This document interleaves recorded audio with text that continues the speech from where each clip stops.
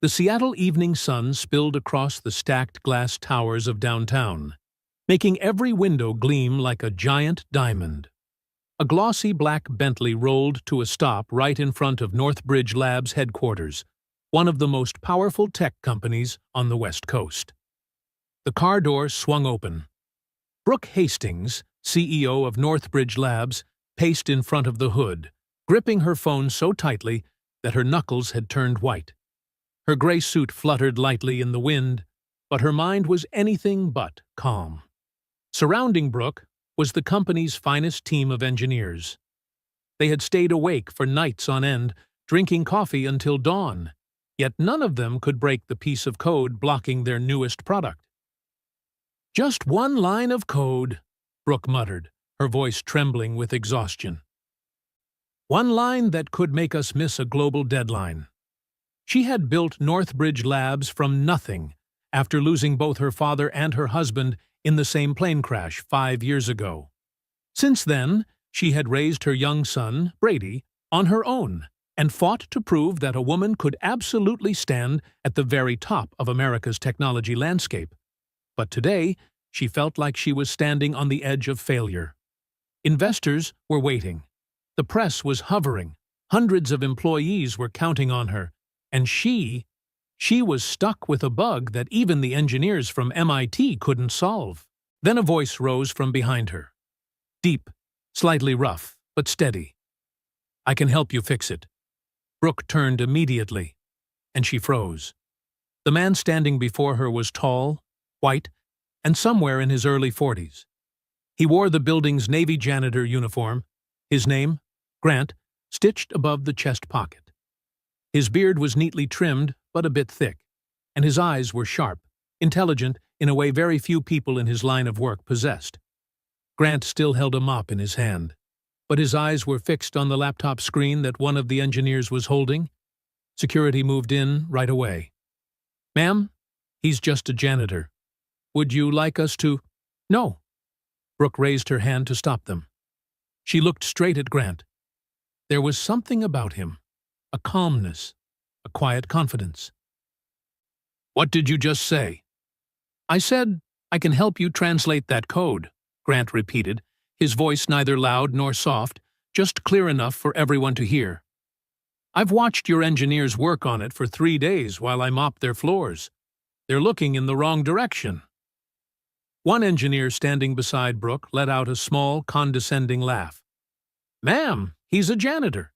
The entire back-end team, Stanford and MIT graduates, gave up on this. "I don't think someone who—" "Give him the laptop," Brooke cut in sharply. Silence snapped across the courtyard. The engineers stared at one another, unable to believe what they had just heard. "Mrs. Hastings, are you sure?" "I said, give it to him. Right now." The young engineer swallowed hard, then handed over the MacBook Pro, his hands trembling slightly. Grant set the mop aside, wiped his hands on his uniform pants, and sat down right on the concrete steps of the building. "I need access to the system," he said. "Give him guest access," Brooke ordered. An engineer reluctantly typed in the password. And then Grant began. In that moment, the world around him seemed to disappear. No more whispers from doubtful engineers. No more watchful eyes from security. No more billionaire woman standing right behind him. There was only code. His fingers flew across the keyboard at an almost unreal speed, as if remembering a piece of music only he knew. Green characters reflected in his deep-set eyes. He opened the terminal, ran a few diagnostic commands, then scanned hundreds of lines of code at a pace that stunned everyone watching. "What is he doing?" one engineer whispered. "He's tracing the call stack. But this style of tracing, I've never seen anyone do it like that." 5 minutes passed, then 10. A bead of sweat rolled down Grant's forehead, but his hands didn't pause. Brooke folded her arms, unblinking. At moments, her heart pounded so hard she feared people might hear it. Was this a mistake? She had just given a janitor access to Northbridge Labs' system. If the board of directors found out. But the way he worked, focused, fluent, exact, was nothing like an amateur. Then Grant stopped. He studied the screen for a few more seconds, typed the final sequence of commands, and hit Enter. Lines of green text scrolled by. And then, all the warnings vanished. A green checkmark appeared. Build successful. It's done, Grant said quietly, sliding the laptop back to Brooke. You used a nested loop inside an async function. It created a race condition and fed corrupted data into the output stream. I refactored everything into a promise-based architecture with proper error handling. You can test it now. The air seemed to freeze. Brooke grabbed the laptop. Her hands trembled as she ran the test suite. Once, twice, 3 times. Every single test passed. The product was fully functional. A long breath escaped her chest, so light it felt as if the entire world had lifted off her shoulders. But right after that, shock surged even stronger. Who are you? Grant stood up and picked up his mop again. He dusted the uniform lightly, almost as if trying to blur out the truth. I'm Grant Marlowe, he said, calm but heavy. I've been a janitor here for 2 months. Night shift, from 10 p.m. to 6 a.m. No, Brooke shook her head. I mean, where did you learn to code? Who did you work for before this? Grant stayed silent for a few seconds. His gaze dropped to the cold concrete beneath him. I used to be a lead software engineer at a startup in San Francisco, he said slowly. We worked on AI and machine learning. I led a team of 15 people. We pitched to Google and Amazon. The engineers around them gaped. Then why are you... Brooke hesitated, searching for the right words. Why are you doing this job? Grant looked up. His eyes met hers, deep, raw, and full of broken pieces. Because 5 years ago, Grant said, voice tightening, I lost everything.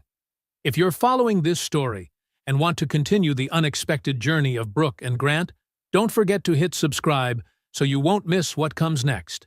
So, what exactly happened 5 years ago? And was it powerful enough to collapse the entire life of a tech genius like Grant Marlowe? What do you think took everything from him? Brooke stood still, feeling as if time around them had just frozen.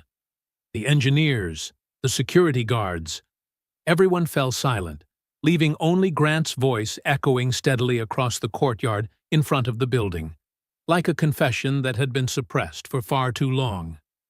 I used to have a family, Grant said, his voice trembling slightly. A wonderful wife named Heather.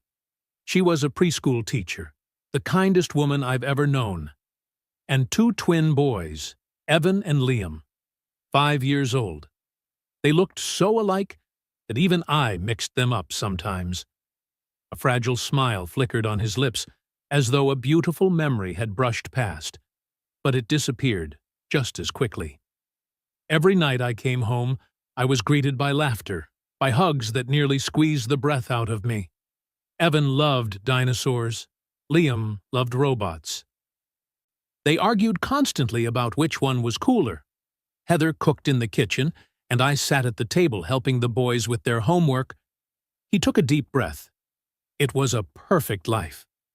Grant's fingers tightened until they turned white. Brooke stood close enough to notice the small motion. And then came one Saturday afternoon. The weather was beautiful. We went to an amusement park, something the boys had looked forward to for an entire month. Evan insisted on riding the roller coaster. Liam was scared, but he didn't want to lose to his brother. We had an amazing day.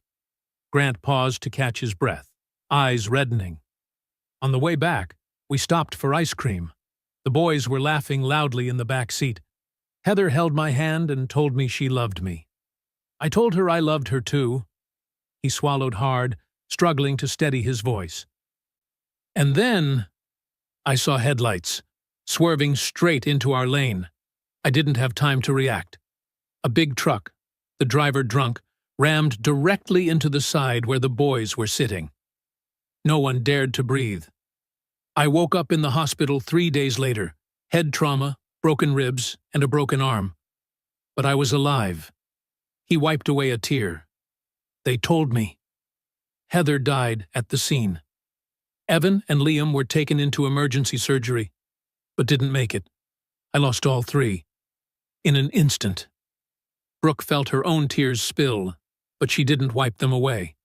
She just looked at the man in front of her, carrying a pain so vast it seemed impossible, yet still standing. After the funeral, Grant said softly, I couldn't go back to work. I couldn't return to a house that used to overflow with laughter. The boys' toys, Heather's clothes, the photos. I couldn't breathe. I started drinking, a lot. I stopped answering calls. The company fired me. I lost the house, lost everything. His voice tightened again. I thought, if I didn't die in that crash, maybe I should finish the job myself. Brooke instinctively stepped closer, as if pulled toward him by the weight of every word. But you didn't, she said. Grant shook his head. No, because one night, when I was sitting under a bridge with a bottle of whiskey in my hand, thinking about ending everything, an old man walked by. He gave me a sandwich and said, if you're still breathing, then you still have a reason to live. He let out a soft, sad laugh. I didn't believe him, but I didn't jump either. And the next morning, I decided, if I had to live, I would choose something simple. No pressure, no responsibility, just existing. I applied for a janitor job, night shift. No talking required. Nobody paid attention to me. I could hide. No one asked who I was. Brooke gently wiped her tears. But you still remembered how to code, she said. Grant nodded. Yes, it was the only thing I couldn't leave behind. Sometimes when I mopped the engineer's floor at night, I'd see the code on their screens, and my brain automatically debugged it. It was like a reflex. These past 3 days, I watched your team struggle. I wanted to speak up, but who would listen to a janitor? He looked at Brooke. Today, seeing you out here looking desperate, I thought maybe I should try. Brooke stepped closer, her voice low and sincere. Grant, I'm so sorry. I truly understand that pain. Grant frowned slightly. You, too? I lost my father and my husband on the same day, Brooke said, her voice cracking. A plane crash, 5 years ago. Brady was only 3 months old. They were flying out to visit us. The plane crashed right after takeoff. Grant's eyes widened. I wanted to die, Brooke continued, but I had Brady, so I had to live. I had to stand back up, but inside, she placed a hand on her chest. I was shattered. Their eyes met. Two souls that had once broken apart, recognizing each other in silence. That pain, Brooke whispered. I understand. Grant nodded. This time, he hid nothing. A quiet moment passed. Then Brooke took a deep breath, wiped her tears, and squared her shoulders as if a CEO switch had flicked back on. Grant, you just saved my company, she said firmly. You saved a project my team has spent 2 years building. I owe you. You don't owe me anything. Grant shook his head. I just helped. No, Brooke insisted. You shouldn't be a janitor. You have talent the world needs. Talent my company needs. Grant shook his head harder. You don't understand. I can't go back to that world. I can't. Then let me help you, Brooke cut in. Just like you helped me. Let me help you find the person you used to be. Why? Grant asked, full of doubt. Why do you care?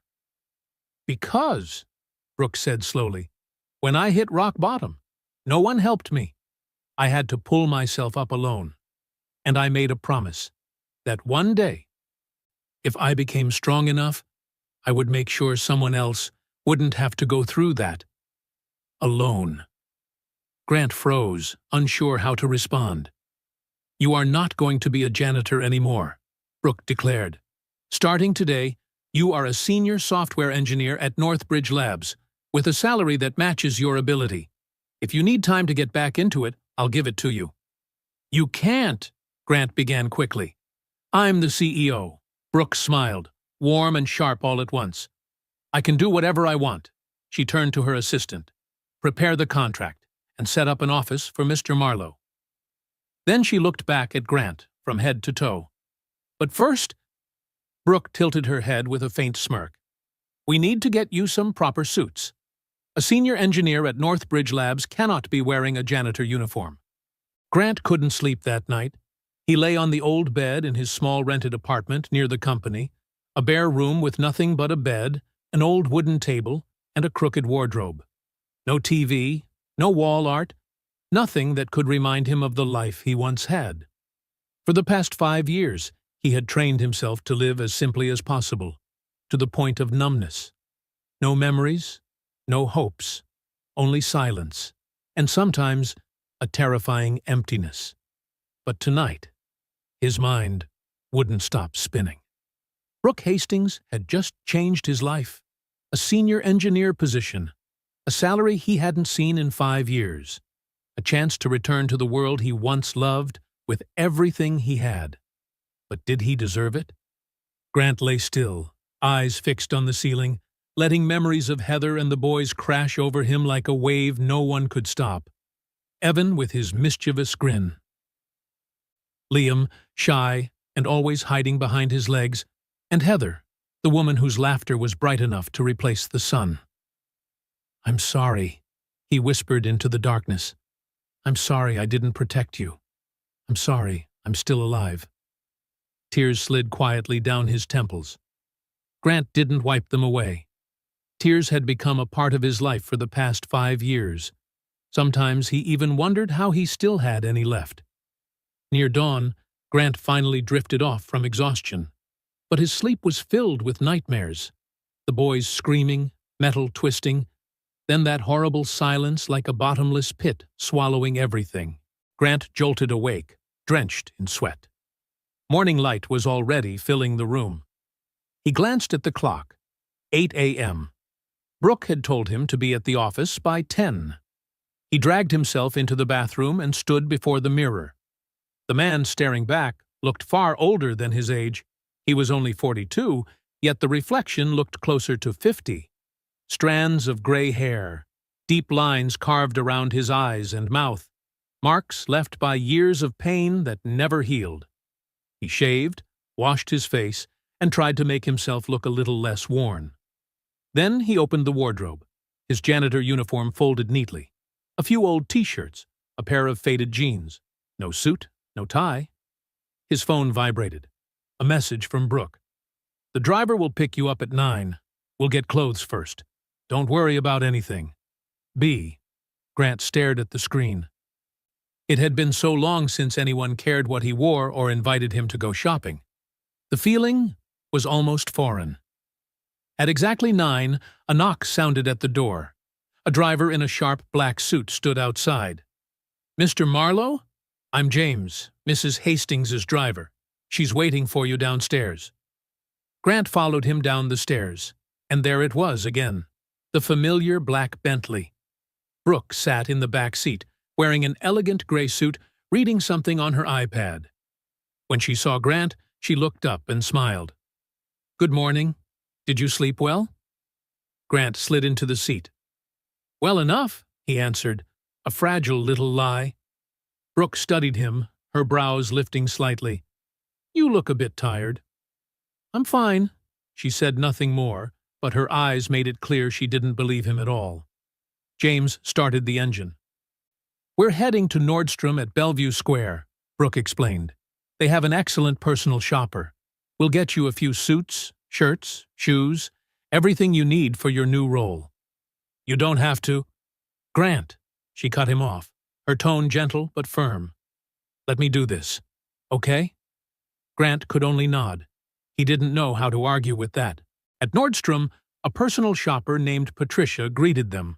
Professional posture, sharp eyes, the look of someone who transformed people for a living.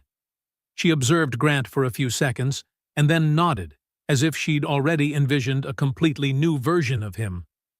We need a full transformation, Brooke said. Suits, shirts, trousers, shoes, everything suitable for a senior engineer. Patricia got to work immediately. 2 hours later, Grant stood in front of the mirror in the fitting room, stunned by his own reflection. A navy suit tailored perfectly to his frame, a crisp white shirt, a light blue silk tie, polished black Oxford shoes. His hair was trimmed neatly into a clean, modern style. The lighting fell on him in a way that made him look like someone else, someone confident, someone successful, someone important. But inside, he still felt like an imposter. Brooke stepped in, her smile bright. "You look incredible," she said. "Truly, this is the real Grant Marlowe." Grant met her gaze in the mirror.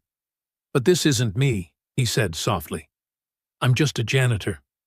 Brooke shook her head and stepped closer. "No, you're a talented software engineer, a man who has endured a devastating tragedy. But tragedy doesn't define you. Your talent does." She stopped right in front of him, her voice steady but warm. "Today, you're going to walk into Northbridge Labs as a senior engineer, and I'll be there, right behind you. Okay?" Grant looked into her blue eyes, strong, gentle, unwavering. And in that moment, he felt something he thought he had lost forever. Hope. "Okay," he whispered. When Grant and Brooke stepped into the Northbridge Labs building at 11 a.m., everything felt foreign compared to the world Grant had grown used to. Normally, he arrived at 10 p.m., when the office was quiet, when only the hum of the air conditioning filled the empty hallways. He emptied trash bins, mopped floors, arranged chairs, tasks so repetitive he no longer needed to think. But this morning was different. The building felt alive. Employees hurried back and forth, chatting, laughing, exchanging ideas. Sunlight poured through massive glass panels and reflected off the polished stone floors. The air pulsed with creative energy, the kind Grant had walked away from for years. He froze mid-step, overwhelmed by how big, how bright, how loud everything felt. "You okay?" Brooke asked softly. "Just a lot of people," Grant admitted, his voice barely steady. "You'll get used to it," she said, with a small, reassuring smile. "Take it slow." They entered the elevator. A few employees recognized Grant, the familiar night shift janitor, but now he appeared in a crisp suit, posture sharp and composed. They glanced at one another, whispering, confused. No one dared ask. When the elevator opened on the 12th floor, the R&D division, the heart of Northbridge Labs, Brooke led Grant into a large conference room. Around 20 engineers sat inside. As the door opened, all heads lifted. Some eyes are curious, some doubtful, and one pair openly displeased, belonging to Curtis Bell, senior systems engineer. Brooke stood tall, her voice clear and confident. "Good morning, everyone. I'd like to introduce Grant Marlowe. I'm sure many of you recognize him." Murmurs rippled through the room.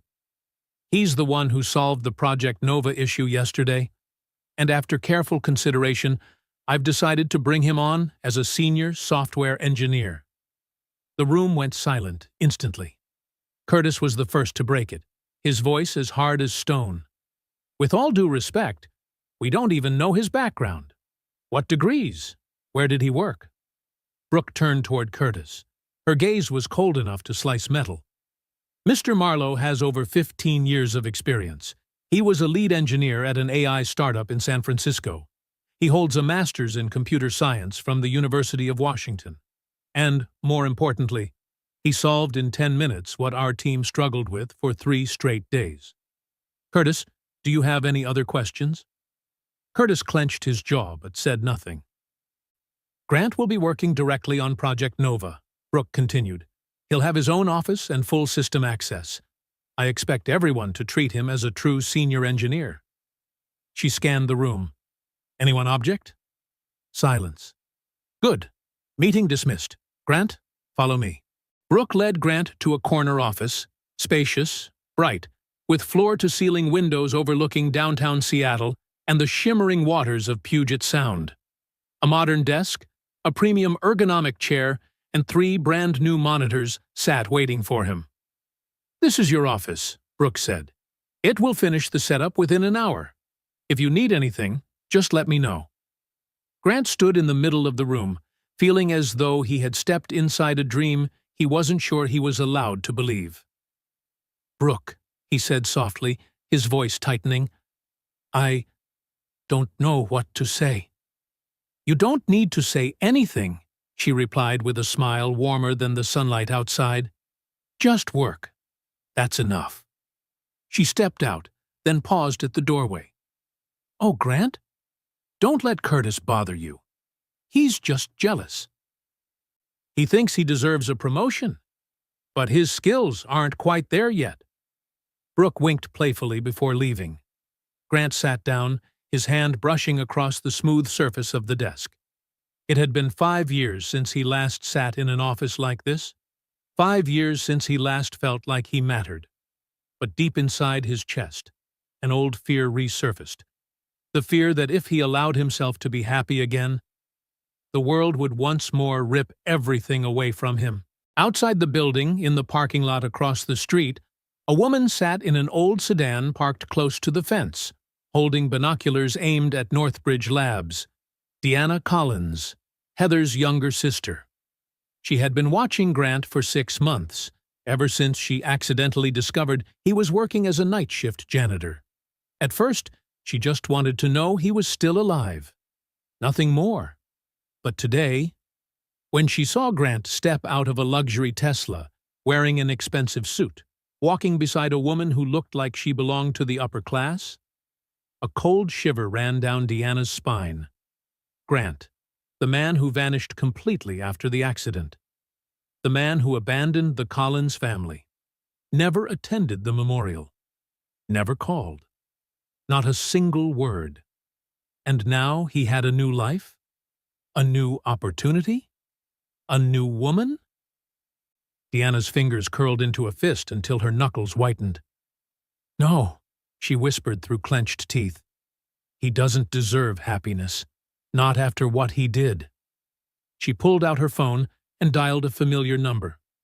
"Kyle, I need you to do something for me." Her voice dropped like steel hitting stone. "There's someone I want you to follow." Grant's first week at work passed like a whirlwind. Every morning he woke up at 6, put on a polished suit, and walked into the office like any other engineer. Each day he sat before 3 monitors, immersing himself in the one thing that had ever made him feel alive: code. But not everything was easy. The younger engineers looked at him with a mix of curiosity and suspicion. They whispered among themselves, how could someone who used to be a janitor suddenly become a senior engineer? Grant's code was scrutinized more intensely than usual. Every technical decision he made was questioned to the last detail. And Curtis Bell was a problem in every sense. One Thursday afternoon, Grant was focused on his screen when the office door swung open. Curtis walked in without bothering to knock. "I need to talk to you," Curtis said, his voice cold as ice. Grant looked up from the monitor. "About what?" "About you suddenly showing up here and taking the spot of people who've worked hard for years." Grant turned his chair to face him fully. "I didn't take anyone's spot. Brooke invited me." "Yes, Brooke," Curtis smirked. "Do you know her husband is dead? She's lonely, vulnerable, and you're taking advantage of that." Heat rushed through Grant's veins, but he kept his voice steady. "I'm not taking advantage of anyone. I'm just doing my job." "Oh, sorry," Curtis said, his voice dripping with mockery. "I forgot. Your job is to make her feel like a good person by rescuing some pitiful stray. You're just her charity project. She doesn't actually need you." Grant stood up. He was slightly taller than Curtis, his shadow falling over him. "I think you should leave my office. Right now." Curtis let out a dry laugh. "Just wait. Sooner or later, she'll realize you're a fraud. And when that happens, you'll go right back to your mop." He turned and slammed the door behind him. Grant sat back down, his hand still trembling. A small part of him, the weakest, most wounded part, whispered that maybe Curtis was right. Maybe he was just a charity project picked up from the bottom of society. His phone buzzed. A message from Brooke. "Are you free tonight? Brady wants to meet you. I told him about you, and now he really wants to see the best engineer in the world. Come have dinner at my place, 7 p.m. B." Grant stared at the screen. Brady, Brooke's son. It had been 5 years since Grant had been near a child. 5 years without hearing a child's laughter in the same room. Fear rose in him, but so did something else. Longing. He typed back, "I'll be there. Thank you for inviting me." At exactly 7 p.m., Grant stood at the gate of Brooke's home in Medina, a quiet, affluent neighborhood overlooking Lake Washington. He had driven there in his old Honda Civic, feeling every bit like someone who didn't belong in this world. The house was large and modern, with massive glass windows framing a sweeping view of the lake. The garden was perfectly trimmed, with a pool and even a private dock. It was the kind of place magazines called luxury living. Grant rang the doorbell. The door opened, and Brooke stood there in a simple sweater and jeans, looking younger and far softer than the sharp, composed CEO he knew from the office. She smiled warmly. "You made it. Come in." Grant stepped inside. The interior was even more stunning. High ceilings, soft golden lighting, modern furniture, and art pieces lining the walls. But what made him pause wasn't the elegance. It was the sound, the clear laughter of a child. "Mom, is he here yet?" A little boy ran from the living room. Brady, 6 years old, blonde hair and blue eyes, a tiny mirror of Brooke. He wore robot-printed pajamas and held a tablet tightly in his hand. He froze when he saw Grant, eyes wide with curiosity. "Are you really the best engineer in the world?" Grant let out a laugh, a sound that felt strangely unfamiliar coming from his own chest. "I'm not sure about that, but I always try my best. Mom said you fixed the code nobody else could." "Brady," Brooke laughed, "stop overwhelming our guest. Go wash your hands. Dinner's ready." "Okay." Brady turned to run off, then spun back, eyes shining. "Can you teach me to code? I want to make a game." "Brady." Brooke's tone held the familiar warning of a mother. "I'd love to," Grant replied, gently but firmly. And what surprised him was, he meant every word. Brady squealed with excitement and bolted down the hallway. Brooke turned back to Grant. "You don't have to." "I want to," Grant said, soft but certain. "Really, it's been a long time since I've been around children." They stood in a quiet moment. Then Brooke nodded, her expression softening. "Then, let's have dinner." Dinner was simple but warm. Roasted chicken, grilled vegetables, and fresh salad. Brady sat between his mother and Grant, chattering endlessly about school, friends, games, and tiny things that, in a 6-year-old's world, were everything. Grant listened attentively, answered every question, and laughed at the boy's earnest, brilliant little observations. For the first time in 5 years, he felt peaceful. There was something about sitting around a dining table, hearing utensils clink, hearing laughter weave into casual conversation, that reminded him of his old family. But strangely, tonight the memory didn't tear him apart the way it always had. It slipped into his chest as something warm, tender, bittersweet. "Mr. Grant," Brady said suddenly, looking up with wide eyes, "do you have kids?" The table fell quiet. Brooke glanced at Grant. Worried.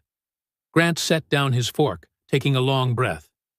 "I used to," he said softly. "2 boys, Evan and Liam. They were 6, just like you." "Where are they?" Brady asked, still innocent, unaware he had touched a wound carved to the bone.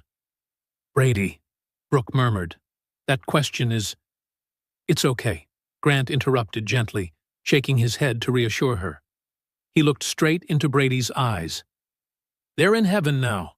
They died in an accident." Brady was silent for a moment, then said quietly, with surprising sincerity, "I'm really sorry. You must miss them a lot."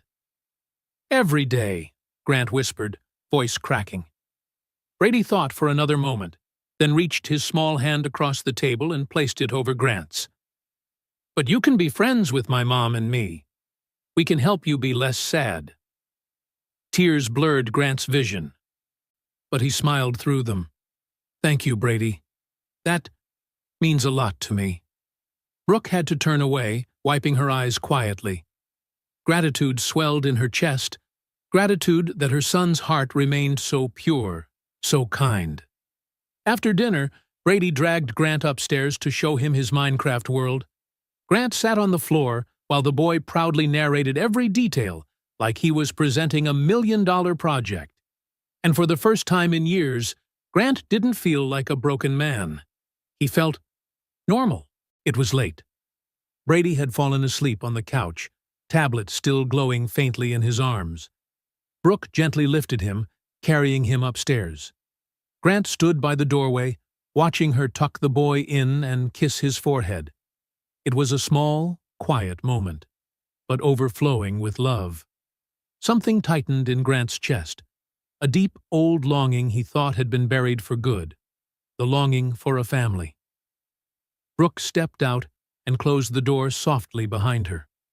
"You okay?" she asked. Grant nodded. "Brady is a wonderful kid." "He likes you," Brooke smiled. "He hasn't stopped talking about the engineer all week." They walked downstairs together and stepped out onto the balcony overlooking Lake Washington. Moonlight rippled across the water, and the cool night air carried the scent of the lake and the soft sound of waves tapping the shore. "Brooke," Grant said after a long, quiet moment, "I want to thank you." "For what?" She turned to him. "For giving me this opportunity. For believing in me. For seeing something in me that I thought I'd lost." Brooke looked at him, her expression softening. "Do you know what I see in you?" Grant shook his head faintly. "I see a man who has walked through hell and still hasn't lost his kindness," she said slowly. "A man who still cares enough to help a stranger, even when he has nothing left. That's rare." She paused. "And it reminds me that no matter how cruel life can be, we always get to choose how we treat others." Grant met her eyes. "So do you," he replied. "You lost your loved ones, but you built a company, raised an amazing child, and still find time to help someone else." Brooke gave a small, wistful smile. "Maybe we're helping each other." Their eyes held. In that moment, there was understanding, connection, an invisible thread pulling two fractured souls a little closer. Not love, not yet, but something real. Before any of it could become words, Brooke's phone buzzed. She glanced at the screen. Her expression changed instantly. "What's wrong?" Grant asked. Brooke looked up, tension sharp in her eyes. "Someone just tried to breach the company's system." Brooke's hand trembled slightly as she stared at the security notification on her phone screen. Grant stepped closer, reading over her shoulder. "Security alert. Unauthorized access attempt detected. Multiple login failures on the admin account. Source: unknown. Time: 22:47 PST." "This isn't the first time," Brooke said, her voice stretched tight like a wire. "In the last 3 days, we've detected 5 similar intrusion attempts." Grant frowned. "5 times? Why didn't you tell me?" "I thought it was just some random script kiddies," she exhaled. "But now—" She paused, her eyes still glued to the screen. "Now they're targeting my account directly." "I need to see the logs," Grant said, his voice shifting instantly into work mode. Brooke nodded, went back inside to grab her laptop, then brought it out to the table on the balcony. Grant sat down, opened the console, and his eyes skimmed through lines of data at dizzying speed. "This isn't an amateur hacker," he concluded after a few minutes. "They're using a pretty sophisticated botnet to mask their real IP. And look at this. They're probing multiple endpoints, testing each weak spot one by one." "But why?" Brooke frowned. We haven't even launched the product yet. There's nothing worth stealing." "Maybe theft isn't the goal," Grant said slowly. "Maybe it's sabotage." Brooke sat down beside him, her hands clasped tightly together. "You think this is corporate espionage?" "It's possible. Or—" Grant hesitated. "Or what?" "Or someone has a personal grudge against you. Or against the company. Or against me." The next morning, Grant arrived at the office very early, 6:30 a.m., before even the receptionist. He wanted to check the system logs while everything was still quiet, with no one around to interrupt him. But as soon as he opened the door to his office, he froze. Someone had been there. The stacks of documents on his desk had been shifted. One of the 3 monitors was still faintly warm, as if someone had been sitting there not long ago. A strange, cold feeling crawled down his spine. Grant immediately logged into the internal camera system. The footage showed someone entering his office at 5:30 a.m., far too early to be just passing by. The person wore a hood pulled low, deliberately turning their face away from the camera. Every movement was careful, calculated. Grant clenched his fist. Clearly, someone wasn't just trying to breach the system. They were specifically interested in him. Someone wanted to know what he was doing, what he was touching. By 9 a.m., Brooke had called an emergency meeting with the security team and the senior engineers. Grant sat in a corner of the table, quietly observing. Curtis Bell was there, too, looking even more disgruntled than usual. "We have a serious problem," Brooke began, her voice like a blade. "Someone is trying to break into our system. And it's not coming from the outside. It's from inside." Murmurs erupted around the table. "An inside job?" one engineer asked with a deep frown. "Possibly," Brooke nodded. "Grant has found that the recent attempts all used valid credentials, which means they belong to someone with authorized access." "Or," Curtis cut in, his tone razor-sharp, "or those credentials were stolen. Maybe by someone who just joined the company and hasn't been fully vetted." The atmosphere in the room immediately grew heavy. Grant looked straight at Curtis, his voice still calm. "What exactly are you implying, Curtis?"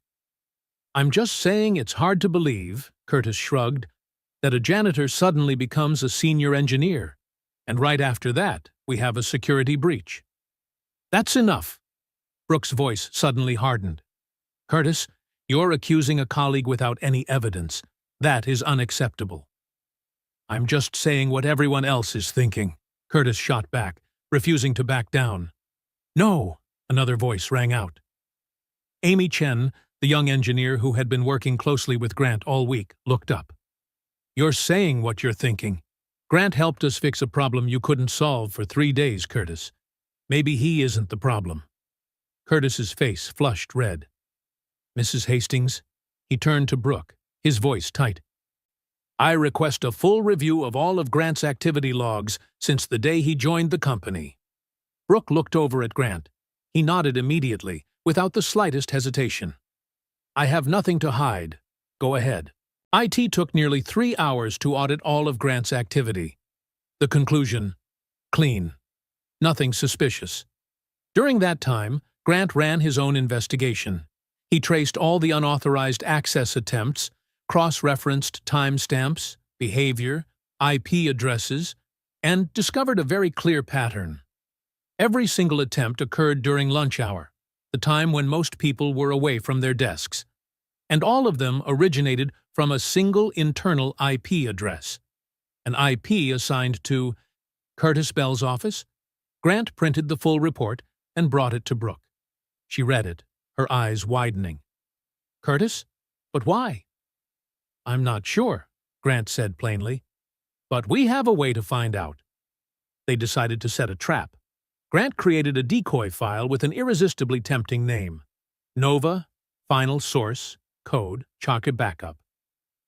He placed it in a folder that looked heavily protected, but in reality, the permissions were set so that any admin could accidentally access it. Then they waited. It didn't take long. At 12:15 p.m., right in the middle of lunch break, The system logs recorded someone accessing that folder from Curtis's office. But when security rushed there, the office was empty. Curtis wasn't inside. "He knows we're watching," Grant said, his eyes glued to the log entries. Brooke nodded, her voice firm. "Find him, now." They swept the building and found Curtis in the underground parking garage just as he was about to get into his car. In his hand was a USB drive. "Curtis!" Brooke shouted. "Stop!" Curtis turned, his face draining of color. For a split second, it looked like he might run, but two security guards were already blocking the exit. He was escorted back into the building. In the conference room, Curtis sat across from Brooke, Grant, and the head of security. The USB lay on the table between them, small but heavy as a verdict.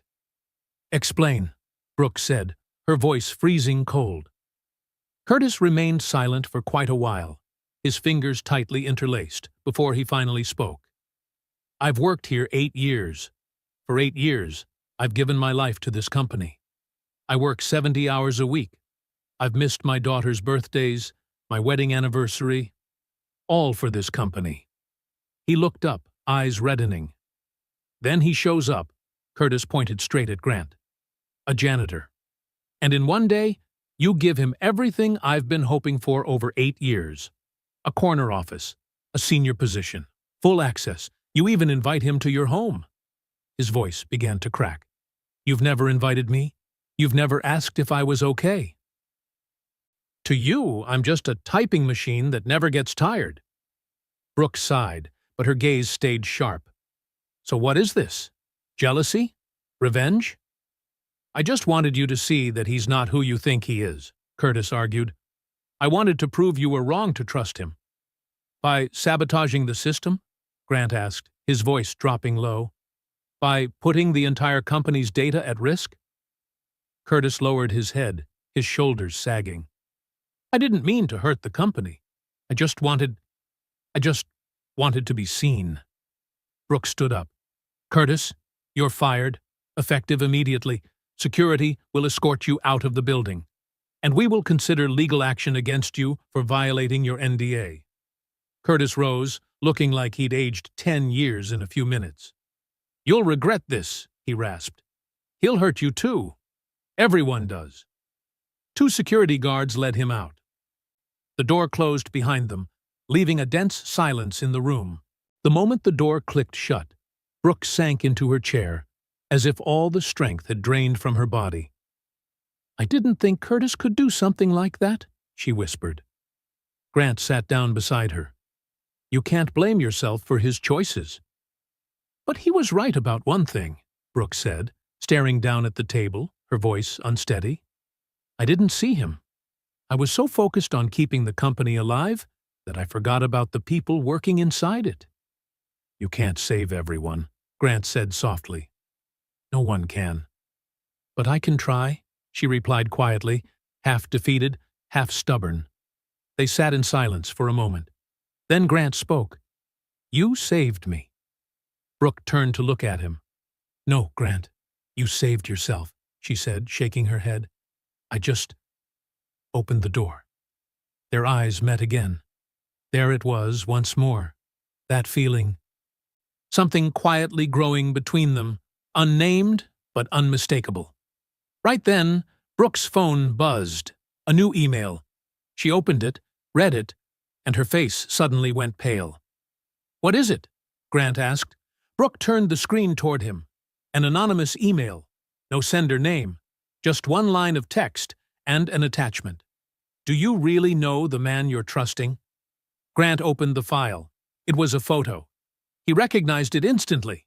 Him, 5 years ago, slumped in a bar, a bottle of liquor in front of him, eyes glassy, beard unkempt. The worst version of himself, drowning in alcohol and despair. Behind him, standing in the shadows, almost hidden, was the face of a woman. Deanna Collins. "Who is she?" Brooke asked quietly. Grant closed his eyes for a brief moment, then opened them, his voice dropping low. "My sister-in-law. Heather's younger sister. And she's watching you." Brooke said slowly. Grant nodded, his gaze heavy. For a very long time now, Brooke stared at the photo on the screen. A slow unease spread through her chest. Grant, she said carefully, you need to tell me about Deanna. Grant stood up, walked over to the window, and looked down at downtown Seattle, draped in a cold gray light. For a long moment, he said nothing.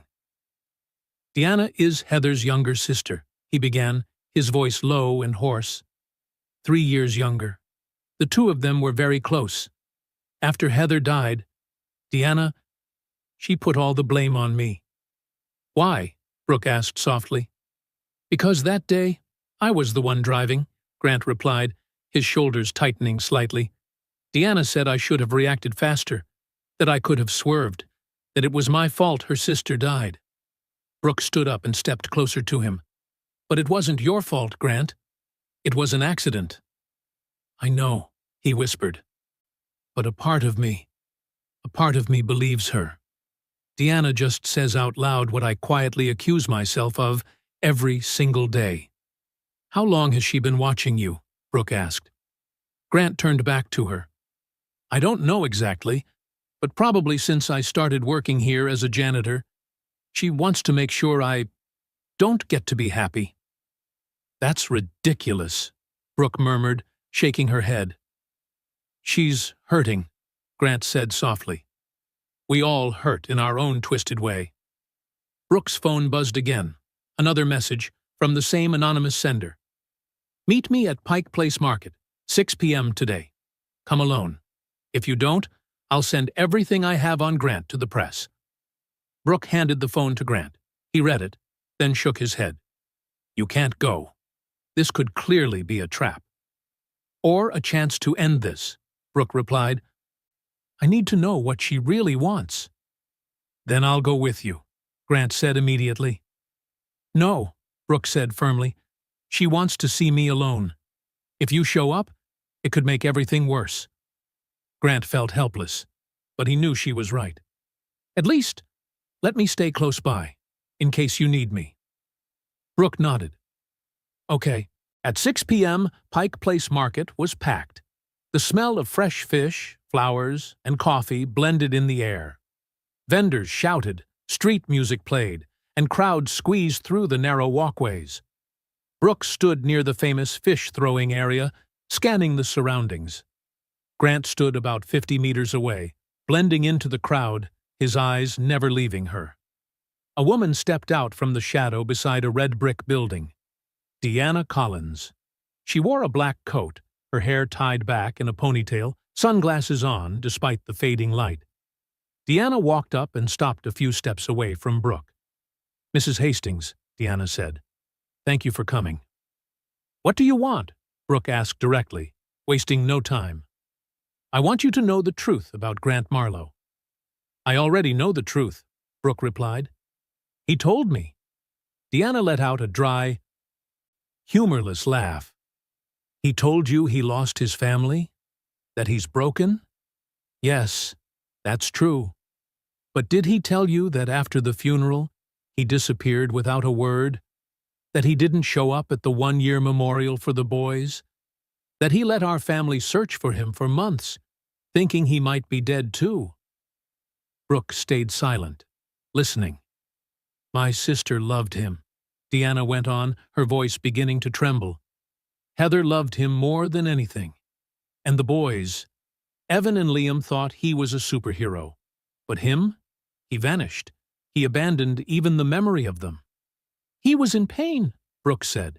We were in pain too, Deanna burst out, her voice rising, drawing a few glances from people nearby.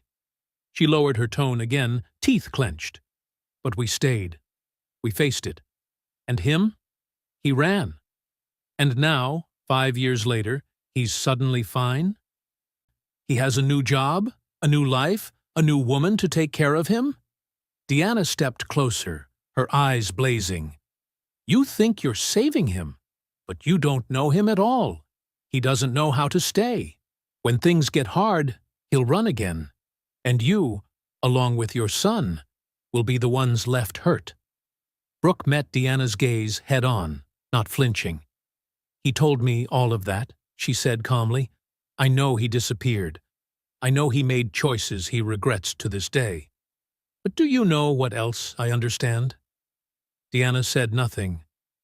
"I know what it feels like to lose the people you love," Brooke continued, her voice softening. "I lost my father and my husband on the same day. A plane crash, 5 years ago. I had just given birth to Brady 3 months earlier. They were on their way to visit us, and the plane went down right after takeoff." Deanna looked at her, her expression wavering. "I wanted to disappear too," Brooke went on. "I wanted to give up. But I had Brady, a tiny baby who needed me to stay, so I wasn't allowed to fall apart. I had to keep living, even though inside I was shattered." She tilted her head slightly. "Grant had no one. He lost everyone he loved. So tell me, Deanna, if you had no one left to hold on to, what would you have done? Are you sure you would have been stronger than he was?" Deanna's eyes filled with tears. "He abandoned them," she whispered. "No," Brooke replied firmly. "He survived the only way he knew how, by disappearing. Now he's trying to find his way back. You can help him, or you can keep punishing him. But punishing him won't bring your sister back. It won't change anything." Deanna stood there, trembling slightly with emotion. Then she pulled an envelope from her coat pocket and handed it to Brooke. "This is everything I have. Photos, documents, everything about Grant's past. I was going to use it to destroy him, but—" She swallowed. "Now I'm not so sure anymore." Brooke took the envelope but didn't open it. "You still love your sister," she said gently, "and you need someone to pay. But Grant isn't your enemy. The tragedy is. That's what took everything from you." Deanna wiped her tears quickly. "How am I supposed to forgive him?" "Start by forgiving yourself first," Brooke said quietly, "for not being able to save your sister, for still being alive when she's not. That's the burden you're really carrying, isn't it?" At that, Deanna almost crumpled, tears spilling down her face. From a distance, Grant watched the scene, feeling his heart clench. He couldn't take it anymore. He stepped out of the crowd and walked toward the two women. "Deanna," he called, his voice low but clear. She turned. When their eyes met, everything between them, the grief, the resentment, the memories, seemed to surge up all at once. "I'm sorry," Grant said, his voice breaking. "I'm sorry I disappeared. I'm sorry I wasn't there for you and your family. I'm sorry I was too weak." He stopped, tears beginning to spill. "But I never abandoned them. Not for a single day have I stopped thinking about Heather, about Evan and Liam. Not one day have I not wished I had died instead of them." Deanna stared at him, her eyes swimming. "I want to hate you. I have to hate you, or I can't keep going." "I know," Grant nodded. "If you need someone to blame, blame me. But don't let it destroy your whole life. Heather wouldn't want that." Deanna stood still for a long time, her body trembling. Then slowly, she nodded. "I need time," she said very softly. "I understand," Grant replied. Deanna turned and walked back into the crowd, her figure gradually disappearing into the market. Brooke stepped up beside Grant and laid a gentle hand on his shoulder. "You did really well," she said. Grant wiped his tears, his face drained with exhaustion. "I'm not sure. Maybe she's right. Maybe I am a coward." "No," Brooke answered instantly, firmly. "A coward wouldn't stand here today, wouldn't face her, wouldn't open his mouth and apologize."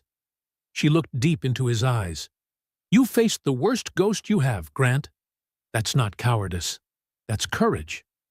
Grant looked back at her, and for the first time, somewhere inside his heavy chest, he began to believe that maybe she was right. The following weeks passed in a strange kind of peace. Curtis was gone from the company.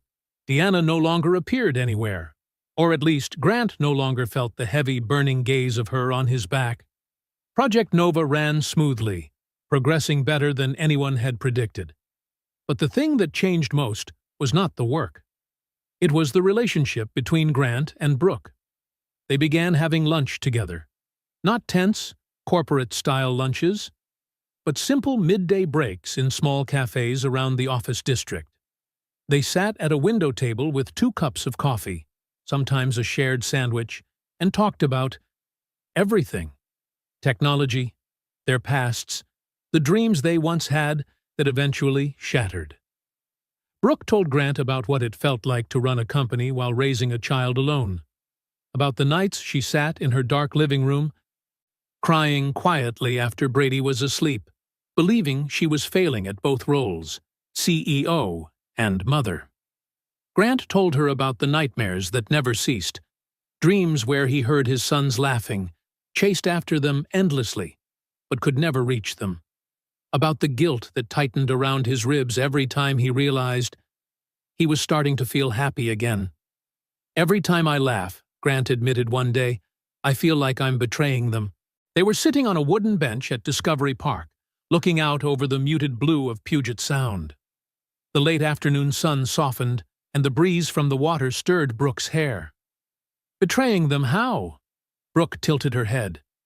"By allowing myself to keep living," Grant said. "By laughing. By feeling something again." Brooke was quiet for a while, watching the ripples on the water. Then she spoke. "I said the exact same thing to my therapist once," she confessed. "After losing my husband, every time I felt a moment of joy, I felt like I was denying his memory. Like if I smiled, it meant he never mattered." She turned to him. "My therapist told me this. The people we've lost don't want us to die with them. They want us to live, even for their part too." Grant stared out at the water, his eyes reddening. "You think Heather would want me to be happy?" "I think," Brooke said softly, "she'd want you to keep loving, keep living, and keep being the incredible father you once were." "But Evan and Liam aren't here anymore," Grant whispered. "No," Brooke nodded gently, "but Brady is, and he loves you." Grant snapped his head toward her, startled. He said that to you?" "He told me," Brooke said with a warm, shimmering smile. "Mom, Mr. Grant is just like Dad. He's smart and kind. I wish he could be my real dad." Tears immediately filled Grant's eyes. "I can't replace his father," he murmured, shaking his head. "No one's asking you to," Brooke replied, "but you can become someone important in his life. Someone he admires, learns from, someone he can tell his friends at school about." She hesitated for a beat, then looked straight into his eyes. "And someone I am starting to feel very strongly about."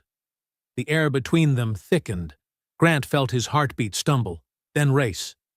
"Brooke," he began awkwardly, "I don't know if I'm ready for—" "I'm not asking you to be ready," she gently interrupted. "I'm only telling you what I feel. And if one day you feel the same, I'll be here." They fell quiet. Brooke's hand slowly shifted, moving toward his on the bench. Grant looked down, but he didn't pull away. For the first time in 5 years, he allowed himself to hold a woman's hand, and didn't immediately feel the world dragging him back into grief. That evening, Grant was invited to Brooke's home again. But this time, the atmosphere was entirely different.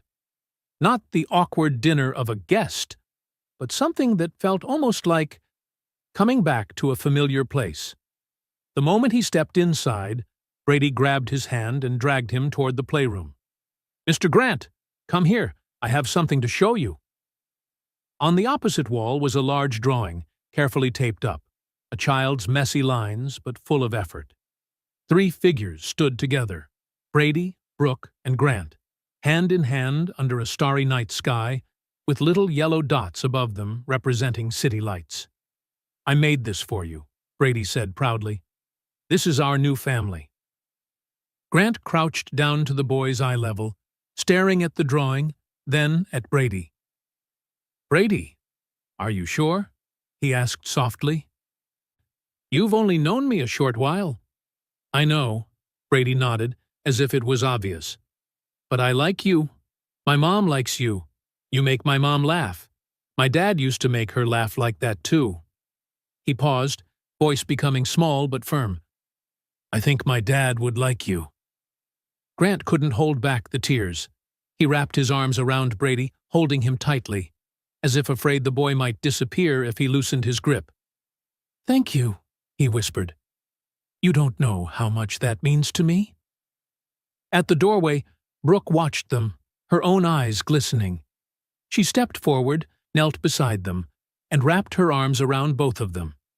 In that warmly lit room, the three people who had each been shattered by tragedy, a mother, a man who had lost his entire world, and a child who still believed in magic, held on to each other like a family pieced together from broken fragments. And though the future was uncertain, in that moment, they truly belonged to one another. 3 months passed in a strange, almost peaceful rhythm. Project Nova launched with resounding success. Investors were pleased, the press reported non-stop, and Northbridge Labs suddenly became the new tech hotspot of the West Coast. And Grant? He was no longer the lonely janitor in a dim, cramped apartment. He still kept the old place, a trace of the life he once lived.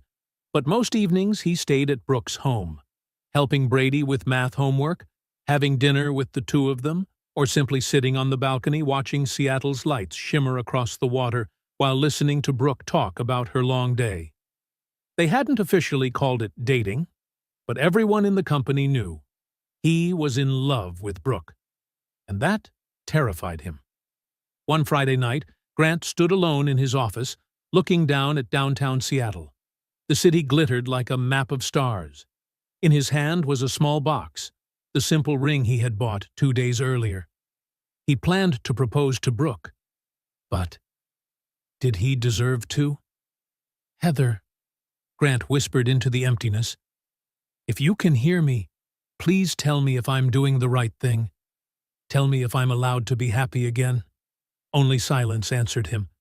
Then his phone buzzed. A message from an unknown number. Grant, it's Deanna. I need to meet you. Don't worry. I'm not here to hurt you.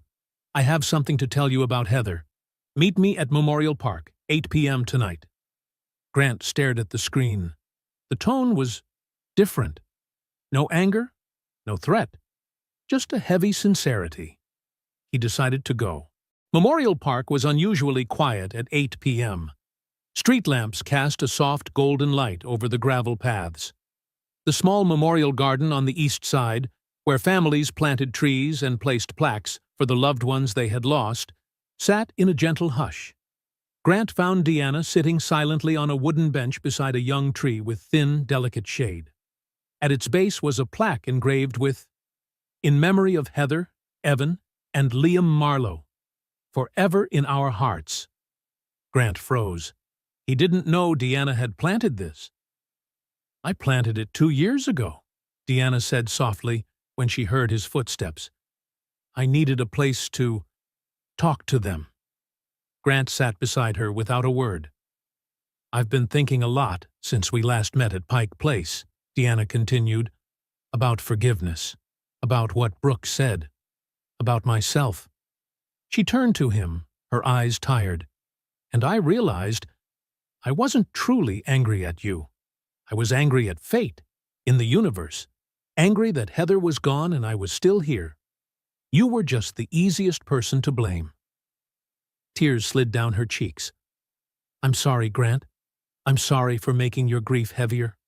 I'm sorry for watching you, threatening you, and placing burdens on you that you never deserved. Grant inhaled deeply, his own eyes reddening.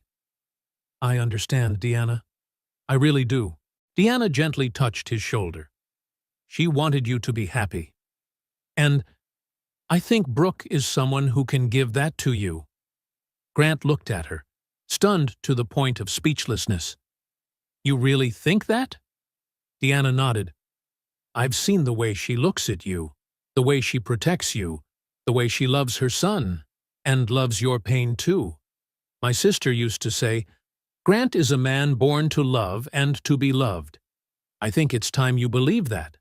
She stood up, smiling in a way Grant hadn't seen from her in 5 years. Go. Go to her. Grant rose with her, taking one last look at the memorial tree. A gentle breeze rustled the leaves like a quiet greeting. Thank you, Heather, he whispered. Thank you for giving me permission to live again. He turned to Deanna. Thank you for everything. Deanna smiled softly. Go, Grant, and be happy. That's what my sister wanted most. Grant drove straight to Brooke's house. It was already dark, but the warm lights inside were still glowing softly. Brady was likely asleep, but Brooke was still awake. When he knocked, she opened the door in soft pajamas, her hair loose, her eyes still carrying a trace of surprise. Grant? I thought you'd gone home. I love you, Grant said bluntly, without a second of hesitation. Brooke froze, as if unsure she'd heard him correctly. I know, Grant continued. I should have said this in a more romantic way. Should have waited for the perfect moment. But I can't wait anymore. He stepped inside and gently closed the door behind him. I spent 5 years just existing. 5 years running instead of facing the pain. But you showed me that life can still be beautiful, that I can still love, still live, that I deserve happiness. Grant knelt down. He took a small box from his jacket pocket. Brooke Hastings, he said, voice trembling but steady. You saved me in every way a human being can be saved. You didn't just give me a job, you gave me a reason to live. You and Brady, the two of you are my family. He opened the box. The ring sparkled under the warm light. Will you marry me?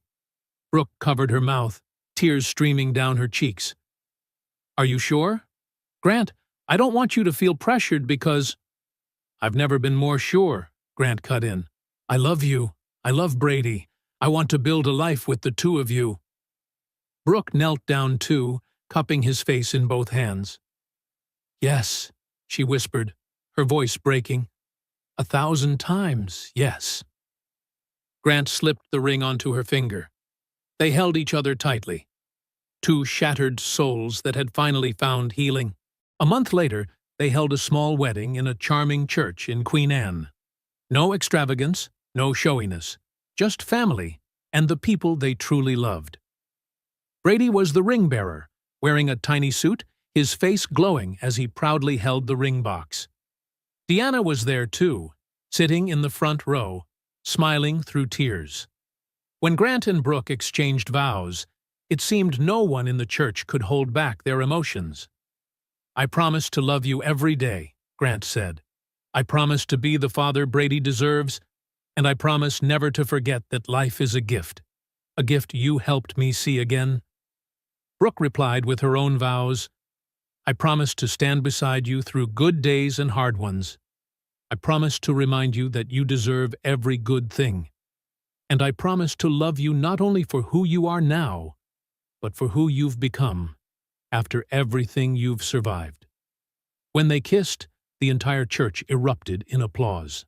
6 months later, Brooke announced she was pregnant, with twins. Grant could hardly believe his ears. Twins? He repeated, eyes widening like a child seeing fireworks for the first time.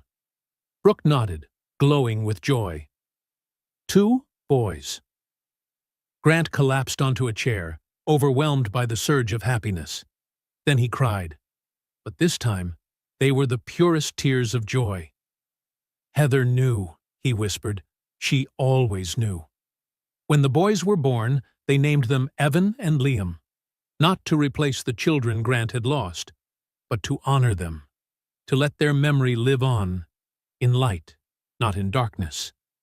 And that was the journey Grant and Brooke had traveled. From 2 souls once shattered, they found each other, healed each other, and rebuilt a life from losses that once seemed impossible to rise from. Love doesn't erase the past, but it can give us the courage to move forward, to open our hearts, to believe we deserve happiness one more time. Thank you for following this story to the very end. If you'd like to join me for many more emotional journeys, don't forget to like, subscribe, and turn on the notification bell so you won't miss any future stories. See you in the next video. Wishing you a peaceful, gentle day.